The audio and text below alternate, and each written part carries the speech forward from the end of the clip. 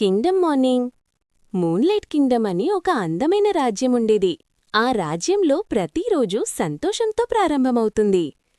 ఆ రాజ్యంలో ప్రిన్స్ అరిన్ అని ఒక మంచి హృదయమున్న అబ్బాయి ఉండేవాడు. తన ఫ్లూట్తో అందర్నీ హ్యాపీ చెయ్యాలని తన కలలు.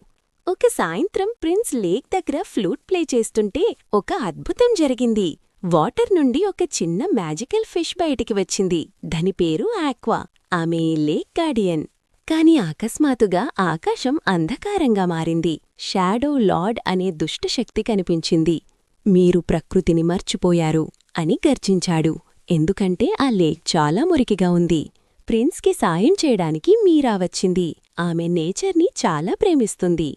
అందరూ కలిసి లేక్ని క్లీన్ చేశారు. చెట్టులు నాటించారు. ప్రిన్స్ ఫ్లూట్ ప్లే చేశాడు. ఆక్వా మళ్లీ బలం పొందింది.